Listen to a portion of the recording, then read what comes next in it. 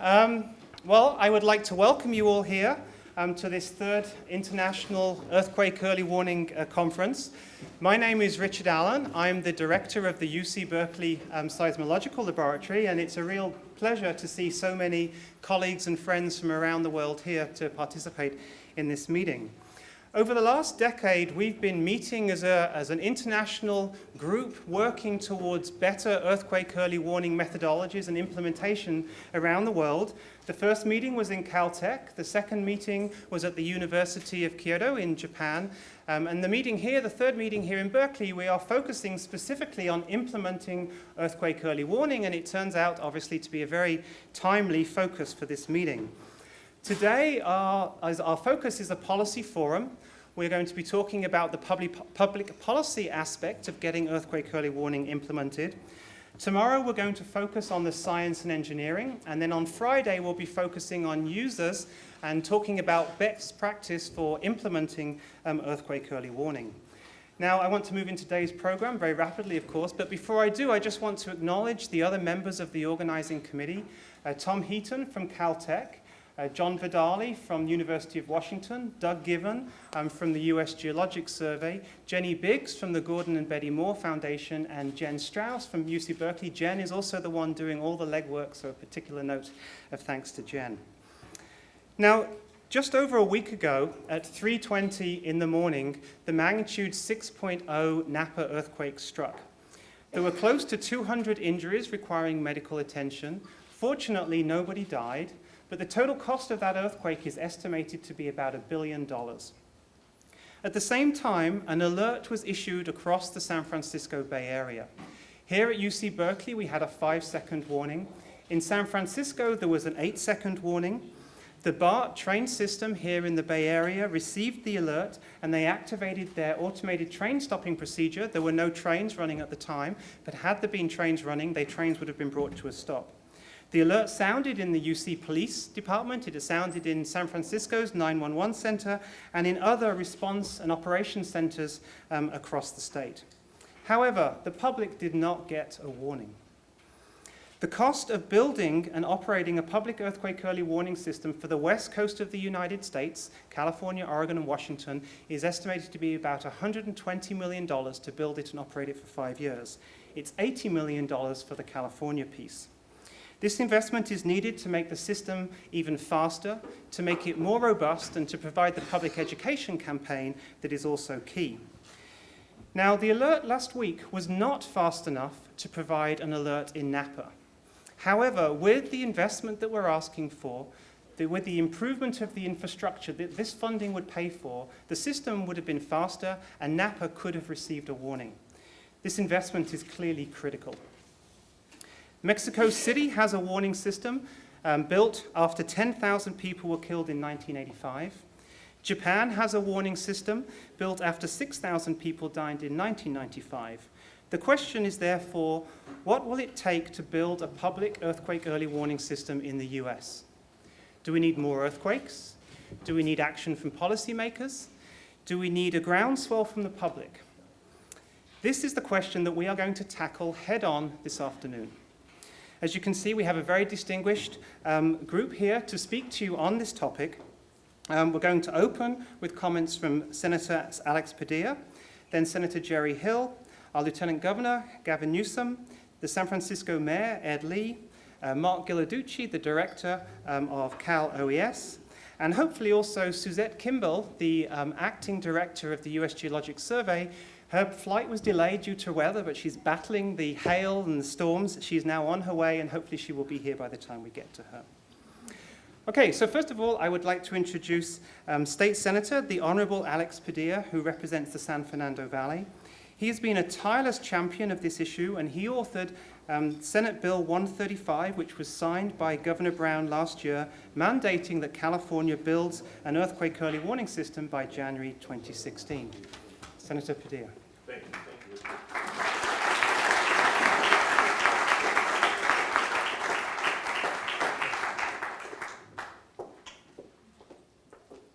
Thank you, Richard. Reminded me that probably a lot better if we speak into the microphone as opposed to from our chairs. So, good afternoon, everybody, and thank you so much for not just your work and your experience, but for making the commitment to convene here at UC Berkeley for this year's gathering to help us move the ball forward in California. I think in part through the introduction, we're putting this gathering, this conversation in a context. My district, my Senate district, is from Southern California, including this community known as Northridge, where earlier this year we celebrated or recognized, I should say, the 20th anniversary of the Northridge earthquake. In a handful of weeks, I know the Lieutenant Governor, the Mayor, and others here in the San Francisco Bay Area will acknowledge the 25th anniversary of the Loma Prieta quake, and we're all too familiar with the impact that caused. And this is only the 10th day anniversary of the Napa quake, just the latest reminder, thankfully not a too tragic one, but the latest reminder of the urgency with which we need to act in California to deploy an earthquake early warning system to help protect Californians. That's our bottom line. Post the earthquake, I do commend the governor for declaring the state of emergency and seeking assistance from the federal government on recovery for the impacted communities. But I'm hoping we pay equal attention to the sense of urgency to turn over every rock necessary to find the funding that we need to help build out not just a California earthquake warning system, but in my mind, what will become the backbone of a Western region, if not an eventual national system. So my role in all this, what earned my invitation to be before you today, is having authored legislation last year, which I got to be honest, you probably have heard this story, but just in case you haven't, I happened to be at Caltech on the campus about a year and a half, working on 2 years ago, on an energy-related briefing, mind you, but popped in to visit our friends at the Earthquake Center there when they not only briefed me on the current pilot phase of the project, the integrated seismic network, but their frustration with the federal government, who frankly was sitting on, hadn't said no, but hadn't said yes to funding to build on the existing network to bring about a warning system that can benefit the general public. Not just research, although that is important, not just some of the early subscribers, although that is important, but bring about a warning system that can benefit the general public. And it was clear to me that if state-of-the-art technology can be utilized to help save lives, to help mitigate injuries, and help reduce damage, we ought to be compelled to do so. One look at our Congress today tells us that acting on a unanimous or even just a bipartisan basis is far too infrequent, and California shouldn't hold its breath for the federal government to come forward with the funding necessary to build out our system. So I introduced legislation to make it a state priority, to mandate the build-out, designate, and you'll hear from him later, Secretary Ghilarducci, the point person on the design and the deployment of a system going forward. And in fact, in California, we did act on a unanimous bipartisan basis to do just that, to make this a priority. And with the governor's signature on the bill, we had this 2-year time frame to put the design of a system in place, the funding plan in place, and very soon thereafter to have a system up and running. And it is my sincere hope that we can accomplish all this in less than those 2 years. And to come full circle, I think that, more than anything else, is what the Napa quake has done, to remind us all of the sense of urgency with which we need to act. Because I don't think Mother Nature is guaranteed to wait 2 years before the next big one. And I don't know about you, but I don't want to be here after the next big one, wondering why we didn't deploy the system when the technology already existed. So whether it's a high-speed rail, whether it's utility surcharges, whether it's federal grants, whether it's private sector investment and involvement, whether it's a piece of the water bond that should be approved by the voters this November, or whether it's revisiting this general fund idea next year, I think it's a matter of any and all possible sources of funding coming together so the system can be up and running sooner rather than later. And your contributions, your collective experience and expertise to this conversation here during the course of this conference I think will better protect Californians, and I will thank you in advance. Thank you very much.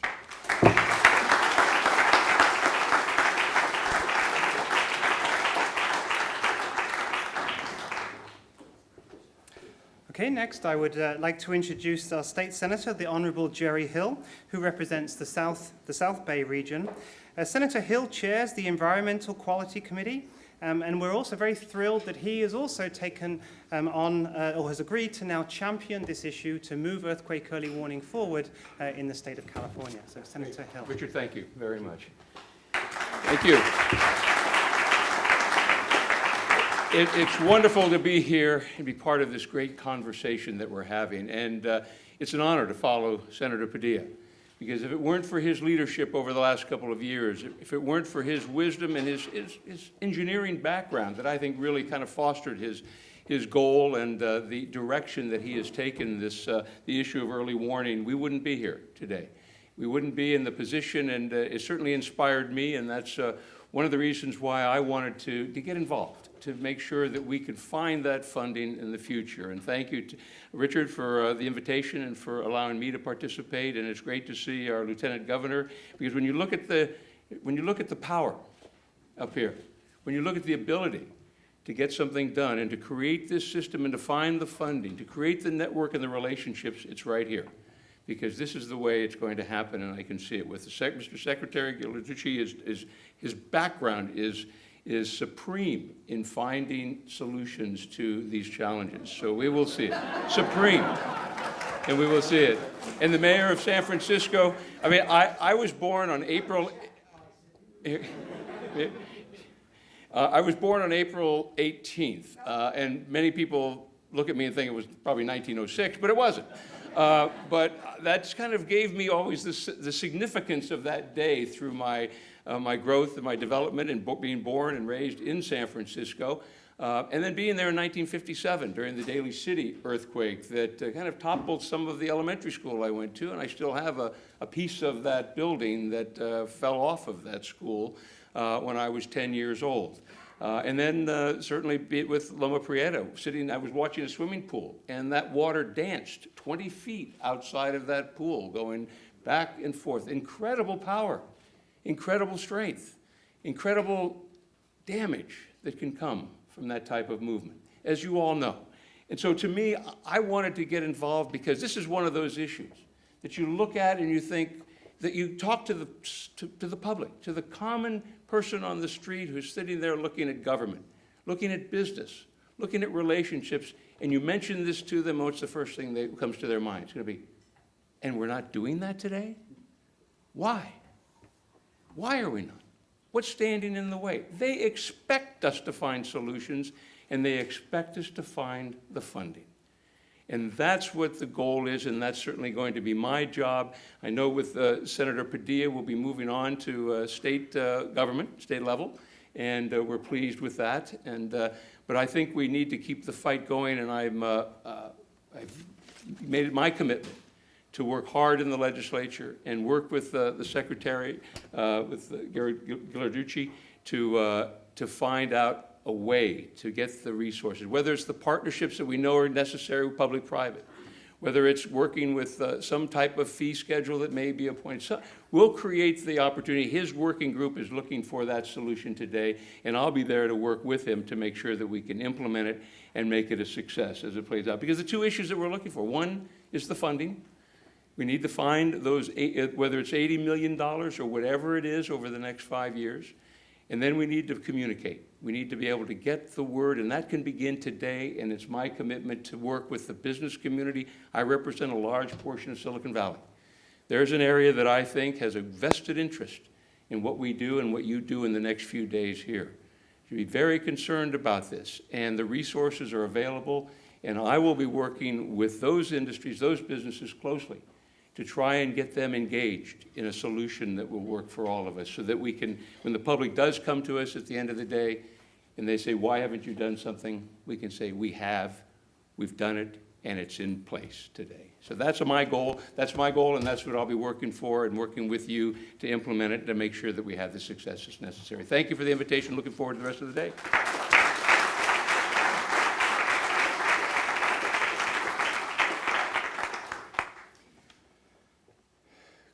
Thank you. Ah, great. I'm delighted to see our the USGS Acting Director has arrived. Would you like to join us on stage? Thank you.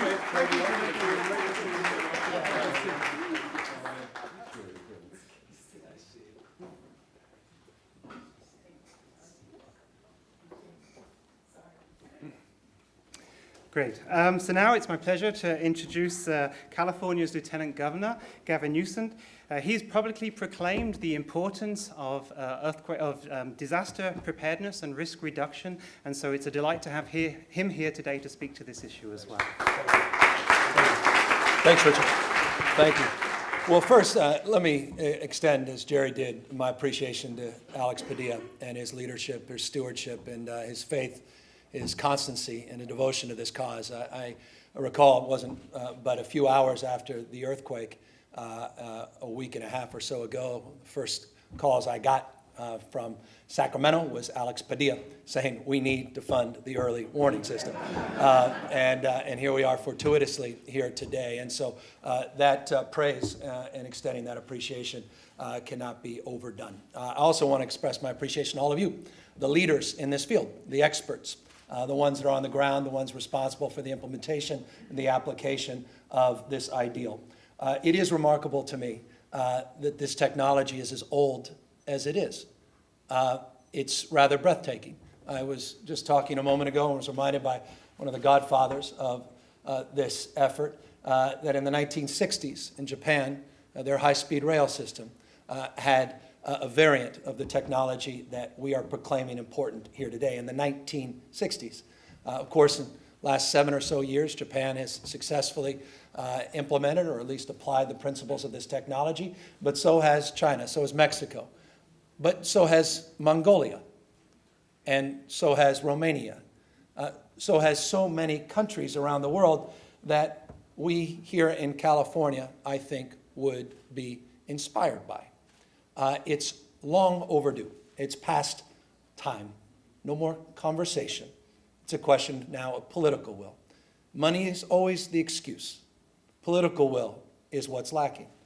Not that the political will hasn't been demonstrated, but it needs to be fully brought to life. This notion that we have to just go to the state for an $80 million supplemental, I think needs to be reconsidered. There are extraordinary organizations, not a list of which are up on the board right there, that are more than prepared to be supportive, financially and otherwise, of patching together the resources to make this a reality. This year, we were successful, Adam Schiff and Senator Feinstein, of getting a $5 million appropriation from the federal government, well above the annual modest appropriation that has consistently been below $1 million. There's proof of support that has materialized in a moment of austerity in Washington, D.C., money that exists only because of political will. There are resources, I imagine, in counties up and down the state of California and those other western states, and I won't put myself in the position of Mayor Ed Lee, but if someone came to me as a former mayor of a county and understanding the incredible importance he places on resiliency and emergency preparedness generally, as any mayor of San Francisco must, I imagine if the state came to us and said, under the circumstances, we wish to do X, would you do Y with some consideration on the back end? We'll go together to the federal government, perhaps to be reimbursed. There's ways of getting this done. It's a political question, not a financial question. If we were an airline and we knew what we all know today about this risk, and we didn't do anything about it. We talked about it. There's ample evidence in the board of directors meetings of discussions about the concern of that particular part of the plane, but we didn't do anything about it because, well, we didn't have the money. And then a disaster occurred because of our neglect. There wouldn't be a human being left that wouldn't hold them to account, and understandably so.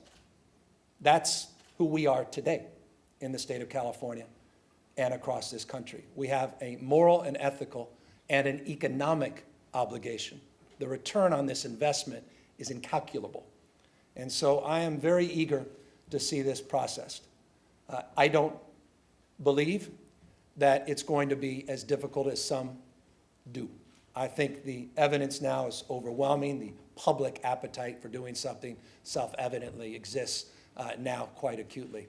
So I look forward to working with my colleagues in Sacramento, in Washington, D.C., the private sector, and local government to support the application of this outstanding effort led by Jerry and by Alex and signed by the governor. Final point, just to bring this home a little bit. I was there in 1989, walking right out of my little apartment, 15 Rico Way, right in the heart of the Marina District, saw firsthand the devastating effects of that earthquake. 63 lives lost, 3,700 people that were injured, billions of dollars of economic damage. I was there, woken up early in Marin County out of my bed, 3 kids 10 minutes later, hiding under the covers of that same bed, and then got the call from my businesses in Napa. I have 400 employees and 6 businesses in Napa, showing me firsthand the devastation to some of the wineries and our hotel. Family members that live there as well. I spent most of the day up there in Napa at a mobile home park, understanding more granularly what's at stake. We're out here promoting a high-speed rail system in California, and we're not promoting the application of funding for an early warning system. That's beyond me. We are finding money for a high-speed rail system from all creative sources, but we haven't been as creative to fund an early warning system.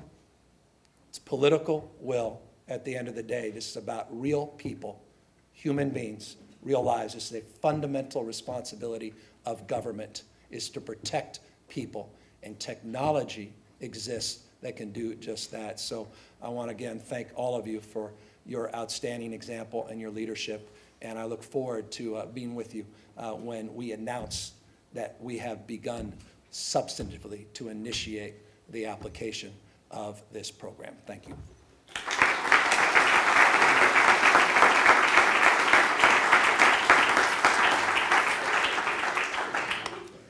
Thank you. So next, it's my pleasure to introduce the Honorable Mayor of San Francisco, Ed Lee. The City of San Francisco partnered with UC Berkeley back in 2012 when we first started testing our demonstration system, so it's a very great pleasure to have him here today to talk about that.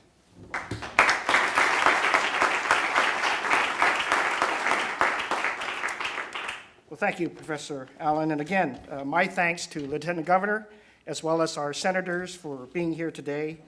You know, we're just coming all together just after the South Napa earthquake. And my thoughts continue to remain with those residents and those first responders in Northern California cities that reported injuries and damages. We're still supporting them to recover.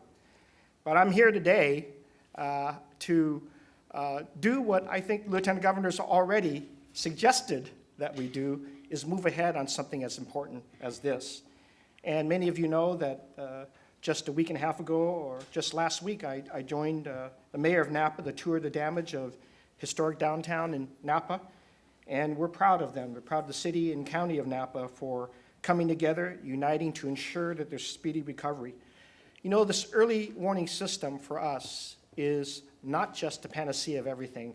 There's other things that we are and must do to prepare ourselves. And we take this occasion to serve up what we have been doing here in the Bay Area in San Francisco. Because for us, real emergencies look more like people coming together rather than cities falling apart. And we need to remind ourselves that we've got to bring more people together on this conversation. And this international conference is what is required and needed. I've oftentimes said that I like engineers. I like what they tell me, because it's the science that really we must listen very closely to. And then, as the Lieutenant Governor says, it's our duty as political beings to act on them, not to just say they're right or wrong on the comment. We need to act on it. And I hearken back to those days when I was a city administrator, when then Mayor Gavin Newsom sent me to New Orleans and said, you go there and you find out what they didn't do, knowing what their challenges were. And you bring that back, you converse with people, and then you implement, of course, with his consent. And we did so. And time again, more and more of the things that we learned sometimes these life and death things, you simply can't wait for others. And if I've learned anything from my predecessor, these are items sometimes you can't wait necessarily for the state to act. You've got to act quickly first because you know you're going to save lives, less injuries, less casualties. Well, this is what we've done with Shake Alert. We haven't waited for the state to tell us whether we can do it or not. We found our own funding through our Department of Emergency Management. So here today, our city administrator, I asked him, go find the funding, go find private partnerships, companies like Regroup that are working with us to make sure all the different emergency departments are on some notification basis, working to expand that notification with the initial science of Shake Alert, and then eventually having a plan with the help of our resilience chief who's here today, with our city engineer who's here today as well, to suggest that not only do we go to all emergency departments, but we eventually will notify all disaster workers ahead of time. 5-10 seconds today, with your help and your science, will become 30 seconds and 60 seconds in the next few years.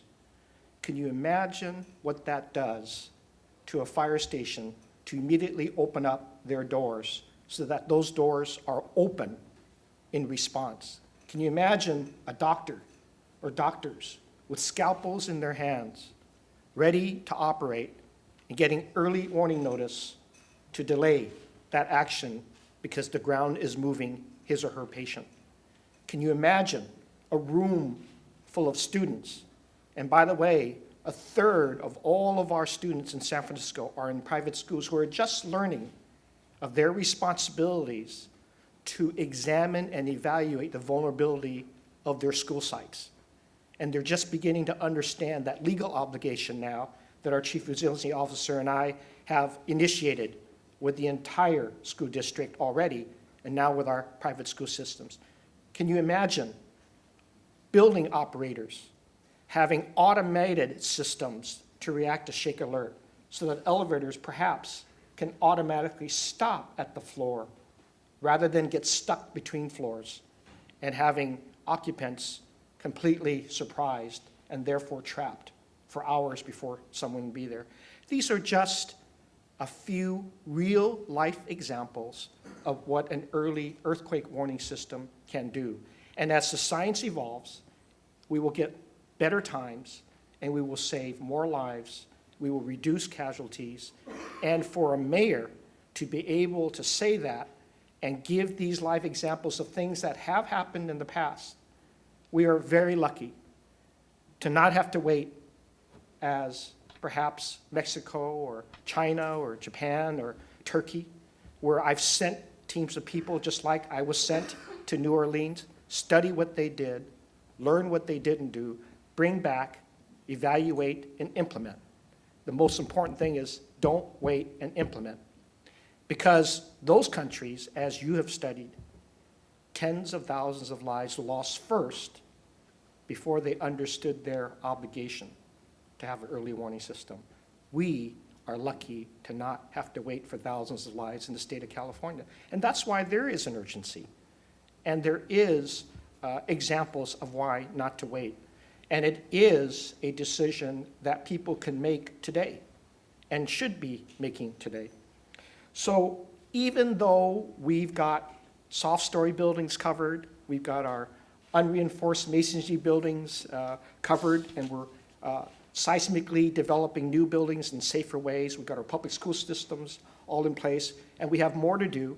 And we're lucky we have a citizenry in San Francisco that helps us understand and keeps passing great seismic earthquake bonds to have not only our facilities safe, but they invest in our fire department's water system, our firefighting water system, or a public safety building in the Mission, or a new hospital that's seismically safe and will have the only trauma center in the city of San Francisco. These are great examples of the public with government, with the private sector, learning to make sure we are ahead of the big one when it hits. It is all about that. And we know that more and more of the science, thanks to all of you here in this room, on an international basis. And I like coming back to my alma mater, because I can praise you for doing good work and working with Caltech and working with my family's original city. We call it UW, University of Washington.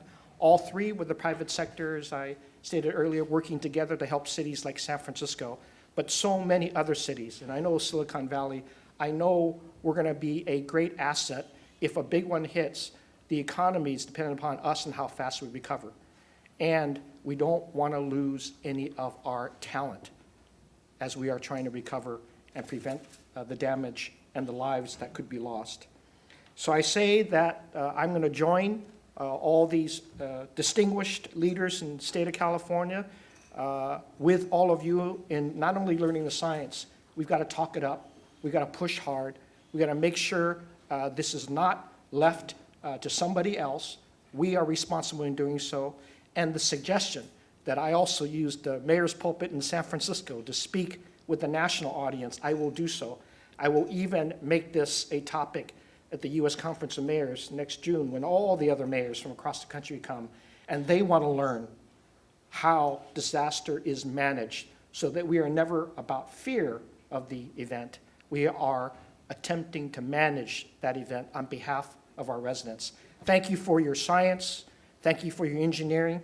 Thank you for the ongoing discussion. I look forward to the conclusions that you have and making sure that we do even more to save more time for people and save more lives. Appreciate it very much.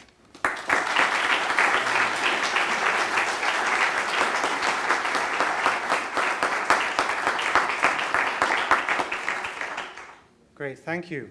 So now it's my pleasure to introduce Mark Ghilarducci. He is the director of CalOES, the California Governor's Office of Emergency Services. It is his office who actually has the responsibility, the mandate, in fact, following the legislation introduced last year to develop a plan for California's earthquake early warning system, and I think he's going to tell us a little bit about that process right now.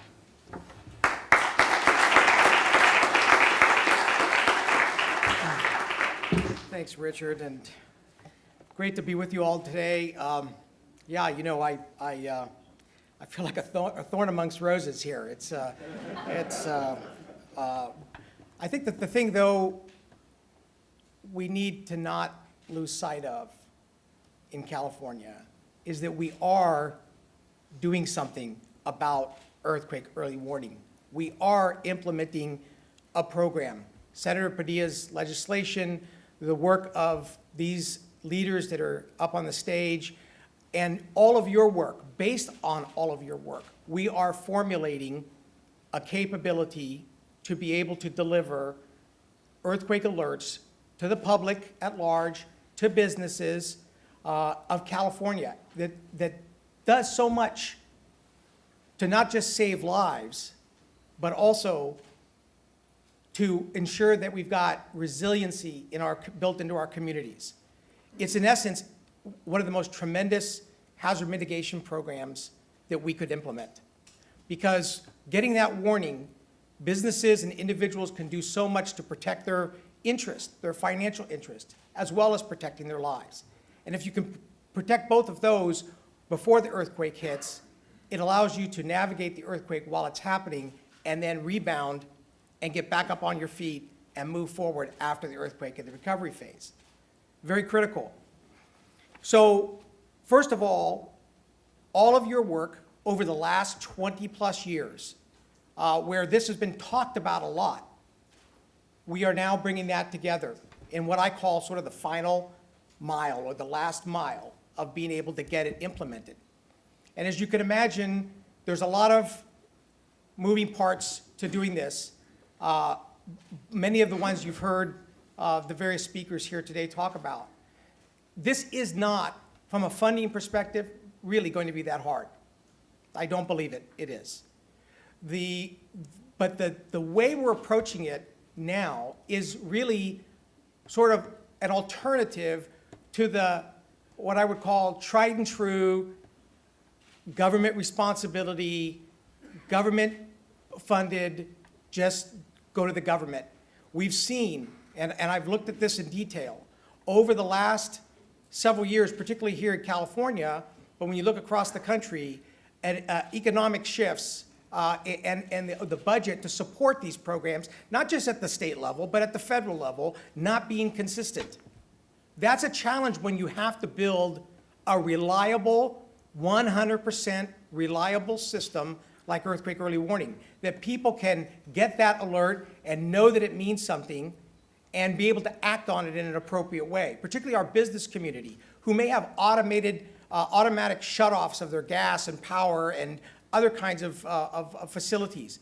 If it's not reliable and not accurate, then we start to lose our credibility and businesses start to lose their profits, right? So we need to consider that as we move forward. And so part of a mitigation program, if you look at the way we approach our mitigation efforts, is to build community resiliency. That means that all aspects of the community, public, private, non-governmental, faith-based, et cetera, all of those, and people in the community itself, all have to come together, working with local, state, and federal government to be able to build a community that can withstand and prepare for any kind of disaster. Earthquake early warning is really no different. In fact, it's a great opportunity. It presents a great opportunity for us to reach out and pull in those other elements outside of government who have a stake in the outcome of earthquake early warning. And that's how we are building the system. What has happened since Senator Padilla's legislation was signed by Governor Brown? We have built a governance structure to organize the way all of your work over the last 20 years, both here within the United States and internationally, looking at all the other countries, pulling all of that data in to be able to determine what is the best way for California to have a system that is reliable, that covers the state in the saturation levels required so that we minimize blind zones, we ensure that people get warning in a timely way. What is required to not only once we implement it, but when we send out that alert, what does it mean to people? How do we educate them to know what to do when they get that early warning? What do businesses need to do?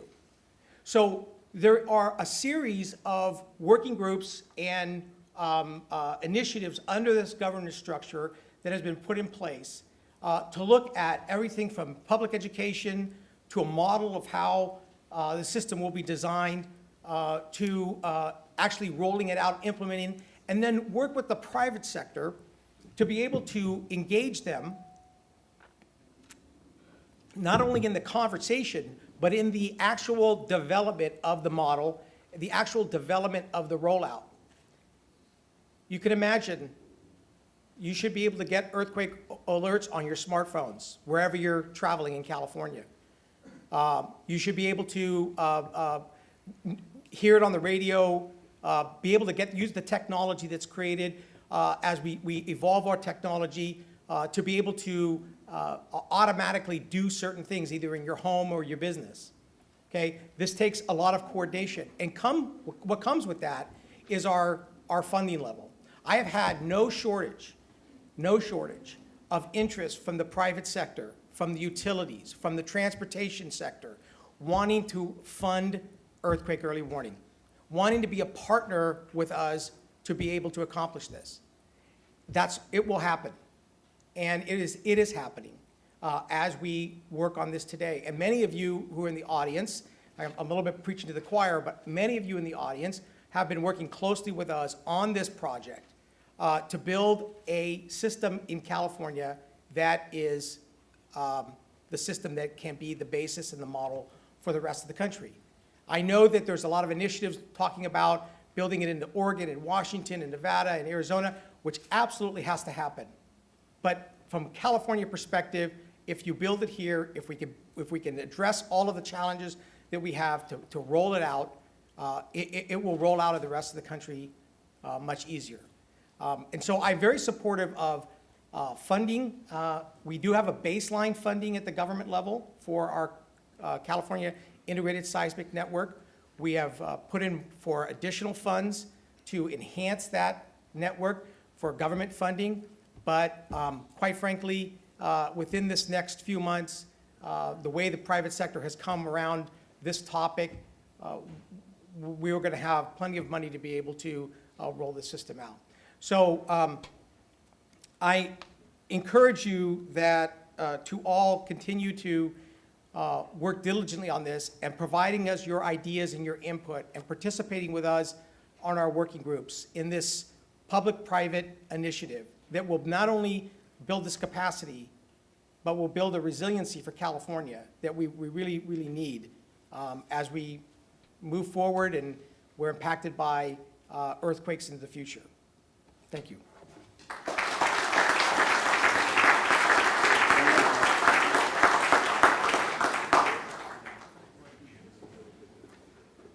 Thank you. So finally, it's a great pleasure to welcome Suzette Kimball back to UC Berkeley. She's the acting director of the U.S. Geological Survey, and as the federal agency with the responsibility for issuing earthquake warnings and earthquake alerts, she's going to tell us a little bit, I think, about the USGS plan. Thank you.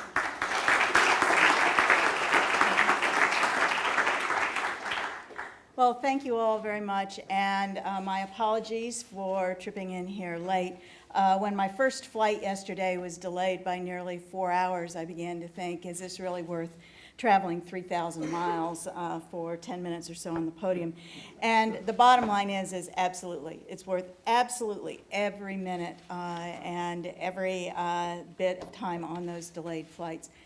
This is one of the kinds of issues that is so important is in really demonstrating the value of a well-thought-out science plan to protecting public health and safety. So I am very honored to be with you today, and I think that this topic of earthquake early warning, as colleagues on the podium have already mentioned, is one that has been underway and being investigated for some years, but its time is now in terms of implementation, and we really do need to come together as a community and as a partnership to be able to make that dream a reality. I really would like to take a few minutes here today to describe the USGS vision for Shake Alert Earthquake Early Warning System. We in the survey are very, very proud of the partnership that we've been able to develop and work within here in California and on the West Coast in order to move the Shake Alert and the Earthquake Early Warning pilot projects forward. For many, many years, we've partnered with state agencies, with universities, and with the private sector to reduce earthquake losses through the development of the Advanced National Seismic System, or ANSS. In California, our partners have included Caltech, UC Berkeley, California Geological Survey, the California Governor's Office of Emergency Services, and in the Pacific Northwest, our partner has been the University of Washington. Together, we're monitoring earthquake activity, and we are able to provide some critical tools to make our nation a lot less vulnerable in terms of damage, injury, and loss of life due to earthquakes. The Earthquake Early Warning System has been one of the goals of ANSS since its inception. Now, after years of work and an investment of, yes, millions of dollars, aided by generous support from the Gordon and Betty Moore Foundation, the USGS, with our university partners, with the state partners, and with individuals from the private sector, have been able to develop the Shake Alert Earthquake Early Warning System. In its current demonstration phase, this system has been delivering earthquake warnings to test users for 2.5 years. The first time it has successfully captured several large quakes in California, including the recent magnitude 7 South Napa earthquake. So we're really pleased that the state of California is enthusiastically pursuing the completion of this system. And we're really pleased that the goal is to provide free public alerts. Thank you, Lieutenant Governor Newsom, for your efforts, Senator Padilla for beginning this, moving it along, and the mayor, not only Mayor Lee here in San Francisco, but also the mayor and mayors over the past few years in Los Angeles who have been really stalwart partners in this effort. The efforts that the state of California are undertaking are completely aligned with the USGS commitment to provide earthquake early warning for the west coast of the United States. Your goals are our goals, and your plan is our plan. The legislation originally championed and passed by the state legislature and signed into law by the governor commits California to develop a comprehensive statewide earthquake early warning system. And it builds on the groundwork that has happened through the partnership over these past few years. We hope that this example will be followed by other states, because the earthquakes do not actually respect political boundaries. And in fact, one of the most talked about earthquakes on our earthquake pages at USGS was what, to those of you in California, may feel like is a fairly insignificant event, a 5.8 earthquake in Virginia. But for areas across the country that are not used to earthquakes, the education that's necessary, the importance of these kinds of systems cannot be understated. And California, as Mr. Ghilarducci just mentioned, is absolutely poised to be in a leadership position for the nation in this effort. And of course, our partnership with the City of Los Angeles has greatly expanded the seismic network coverage in Southern California. The counties of Los Angeles, Long Beach, working with the California Office of Emergency Services and the Department of Homeland Security, recently invested almost $6 million for 125 new stations. These are now installed and running across the region. This investment has made Southern California early warning ready, thanks to the commitment of the mayor and many others who've made this possible. We're looking forward to seeing this happen across all of California. The economic impact of an earthquake on the West Coast will not be felt merely by those who experience the shaking itself, but rather by the entire country and the rest of the world. 5 of the 10 busiest ports in the United States are along the West Coast, and the 2 busiest are in Southern California, in the heart of the earthquake country. If those ports suffer significant damage, imports and exports from Asia and the businesses that depend on them could be seriously threatened. Shake Alert is a system that can help reduce future earthquake losses, but the system is not yet complete. For this reason, the USGS recently published a technical implementation plan outlining a strategy for moving Shake Alert from its current demonstration phase into full operation, providing alerts to the public and to businesses across the West Coast states. The plan calls for adding more sensors, strengthening data and alert communications, and rigorously testing the system to ensure its reliability. The plan also lays out how the system would be managed through our existing partnerships and providing opportunities for private businesses. Carrying out this plan and the plans that are being developed here in California require a true collaborative effort. They require dedication and commitment from federal, state, and local governments, from universities, from private partners, all of whom share in this same goal for an earthquake early warning system. Further investment is needed to complete and operate the system, but despite limited funding, we are making great progress.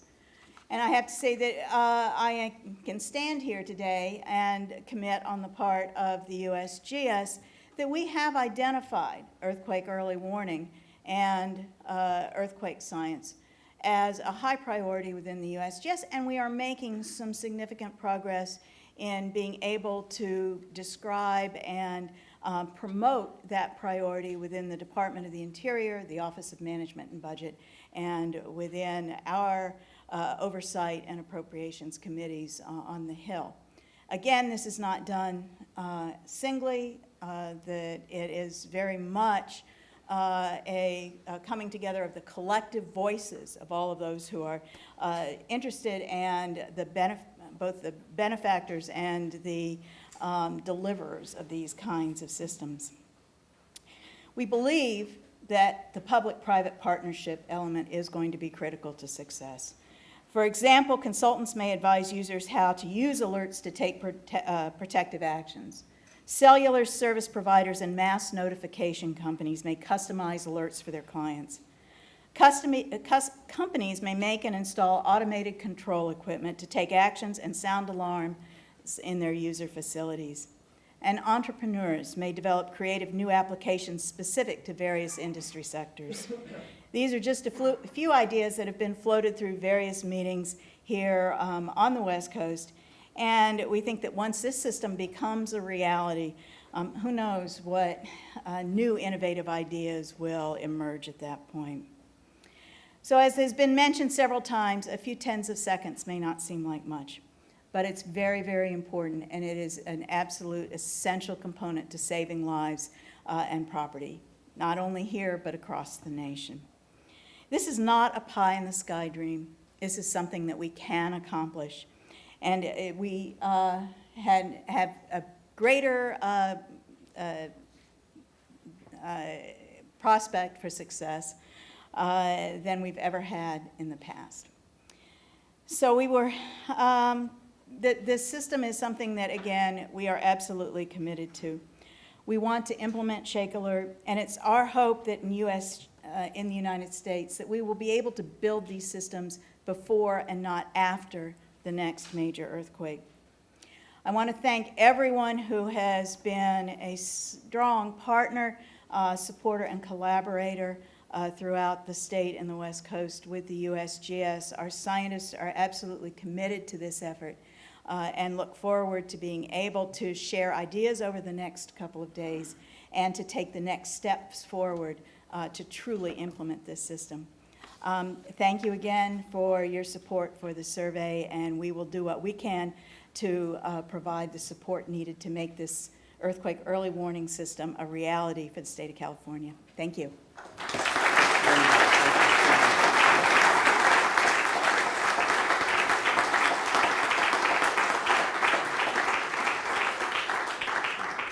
Great, thank you. Well, I just want to echo one of the comments of one of our speakers a few moments ago that given the positions that are represented here on the stage right now, there is no reason why we can't come together and figure out how to move forward with an earthquake early warning system. I think it's very clear that it is perhaps not as simple as some of us, including myself, thought it might be, but by being creative, as we've heard, in terms of how we identify the funding, how we develop the necessary partnerships, and we can move forward. So that's where we all fit in, because I think it's very important that we all take upon ourselves the responsibility of ensuring that this conversation moves forward. I want to thank our speakers once again for being here today. We are going to take a short break right now, about half an hour, and then we will reconvene with a state panel to continue the conversation about building an early warning system, followed by a national panel. So again, let's thank our speakers one more time.